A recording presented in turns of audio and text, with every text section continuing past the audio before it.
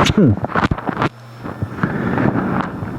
guys, Vino here and welcome to this Vino Plunk production, and I think it's time for a Kickback Discussion. Yes, a series that I did many years ago, haven't done a video in for a while. It's a format I used to do way back when, and to be quite frank, Kickback Discussion was TFAC, time for a cuppa, just without the cuppa, but in a more, directed sense, as the name sort of suggests. I wanted to get a discussion going in the comment section down below, or get video responses, however the conversation would happen. That's originally the idea of this format, is to get a discussion going. I do have a few topics of conversation with this particular one, and I think with the various topics of conversation we'll talk about, I think this format is the best way to handle the various things I want to talk about. I do have a drink with me of some Rubicon Spring Orange Mango Sparkling Spring Water with fruit juice.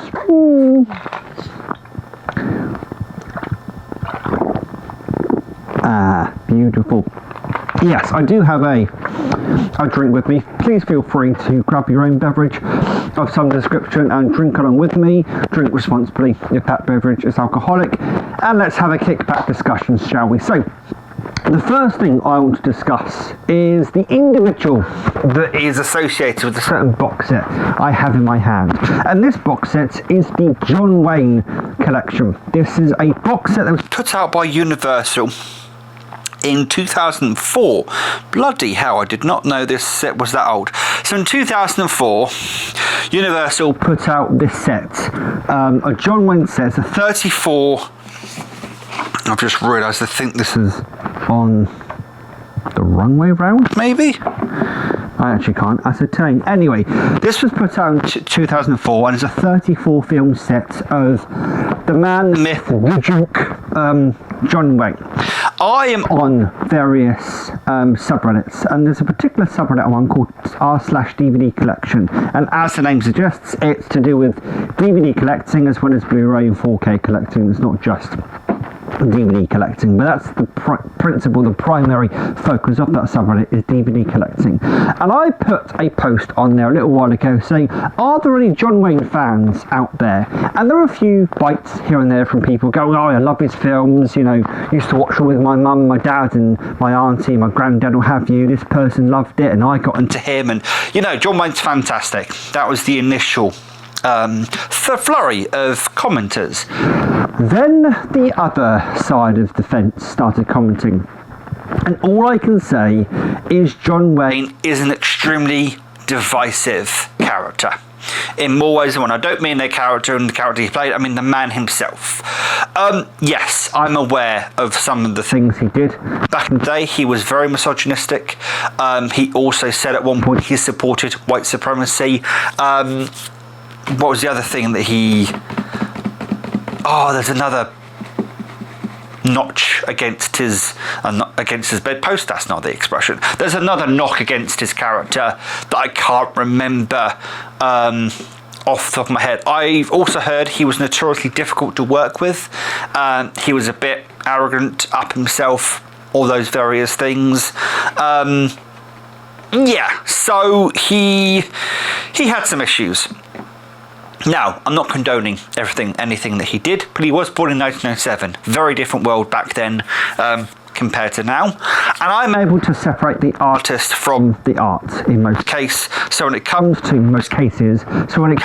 this particular set, I bought this to start getting into some John Wayne stuff, because I have been, over the last few years, many years for that matter, since the release of Red Dead Redemption 2, I've been getting into westerns, and I've got a Clint Eastwood box that has a smattering of Clint Eastwood westerns, and the next big name when it comes to westerns is John Wayne. In fact, John Wayne was a big hero of Clint Eastwood. They were supposed to work on a film together, but they fell out for various reasons. They actually fell out due to political disagreement, shall we say, despite the fact they are both right-wing, not to say campaigners, but they are both right-wing, they believe in right-wing politics, which is quite interesting that they had a political disagreement. Sorry about that. But the reason for this kickback discussion is, are you guys able to separate the artist from the art, or are you simply unable to do so? And there was one particular commenter that on my post on that subreddit, that just every single person that had a positive thing to say about John Wayne would comment on there saying, I cannot support someone who did this and did that and did this. Every single person that even had a remotely positive thing to say about John Wayne, they would say, I don't understand why you can't forgive. Why you're able to forgive John Wayne for what he said at this point in time. So his white supremacist remark was made 50 years ago by a guy who's now been dead 40 years. Again, not to condone what he said, but and it was literally just a few months back, or maybe a year ago, brought out by a magazine, decided to run the story once again in 2021 or 2022, many, I said 40 years after John Wayne's death, and for 50 years after he originally made the comment. Again, not necessarily condone it, but when it comes to, divisive characters like John Wayne and Clint Eastwood, actually, to be honest with you. Now, somebody did put something very interesting on that subreddit that I found fantastic. And what they said is, if the OP, meaning original poster, if you don't know how Reddit works, that's the person who posted the post, obviously. If they put a box set up about Stanley Kubrick or about Alfred Hitchcock, everybody would be praising, the directors for how good they were, despite the fact we also know that Alfred Hitchcock was very misogynistic. We know that Stanley Kubrick was a perfectionist to a fault, and potentially, or did actually, abuse his stars on set. Shelley Duvall probably being the most go-to example when it comes to people he abused on set. When Shelley Duvall was acting in The Shining, that wasn't acting anymore, if you get my drift. He basically put her in a psychological state that meant she was permanently paranoid and scared of her own shadow. By nowadays standards, even by then standards, that's pretty much abuse. I found it interesting that the person mentioned that had I put a box set up about Stanley Kubrick or Alfred Hitchcock, people would be praising those directors and everything they did, and yet John Wayne, caused such an uproar. So there is quite a bit of cognitive dissonance when it comes to things like that, and I just wanted to get that discussion going to what people think about contentious characters, and whether you can still watch their movies or whether it's hard for you to now watch them. I know in recent events such as Harvey Weinstein, the Kevin Spacey situation, those particular situations may be a bit harder because Harvey Weinstein has now been convicted.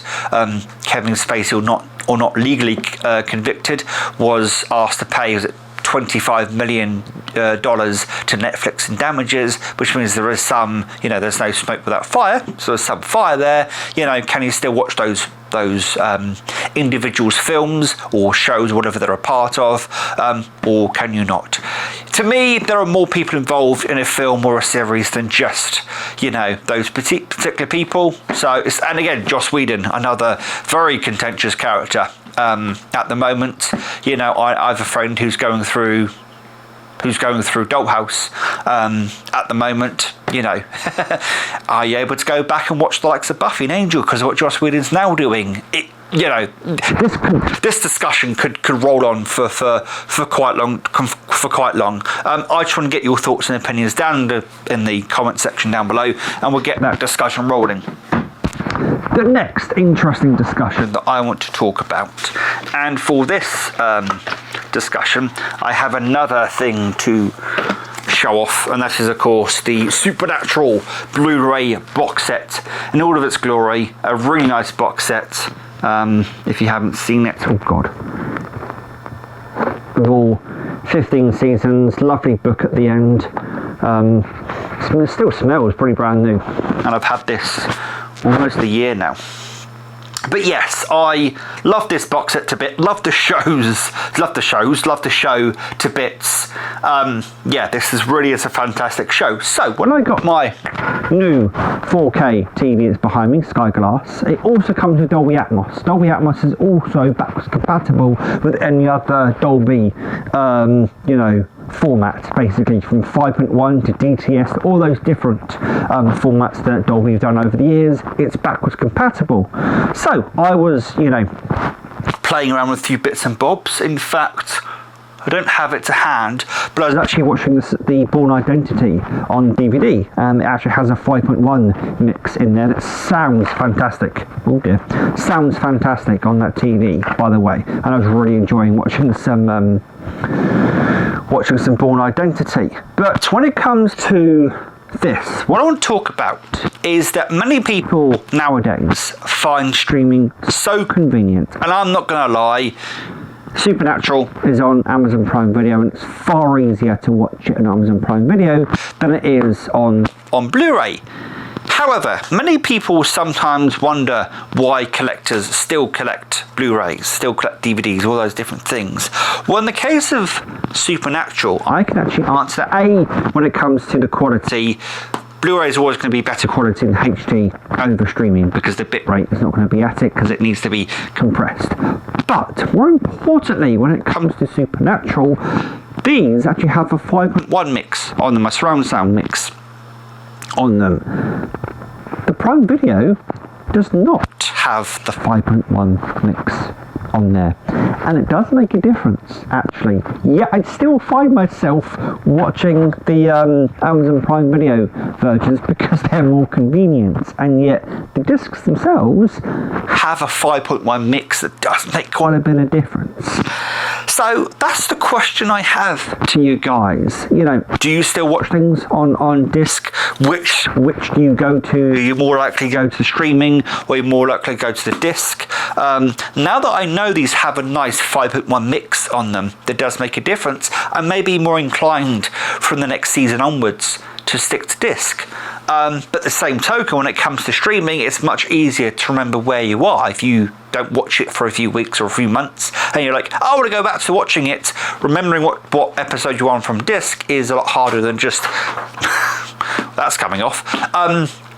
It's a lot easier just to go to the show on whatever streaming platform you're streaming it from and go, oh yeah, that's where I am, and off you go. Whereas trying to remember what disc you might be on or episode you're on via disc can be a little bit more difficult unless you write it down somewhere, of course. I mean, I'm sure people have ways of remembering where they were last on a particular show or movie, for that matter, by way of doing that. I just find that conversation fascinating when it comes to, different ways. I mean, in some respects, watching it on streaming is better.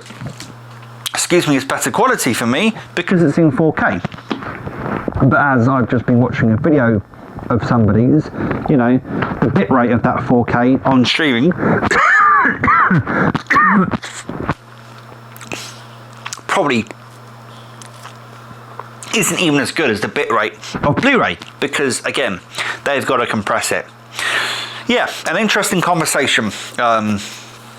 With that, I know someone that used to watch it on Netflix when it first came on Netflix, and then bought it on Blu-ray and rewatched it on Blu-ray in better quality. So that's the first discussion, is about contentious characters such as John Wayne, and are you able to separate the art from the artist, and can you still watch movies from those particular people?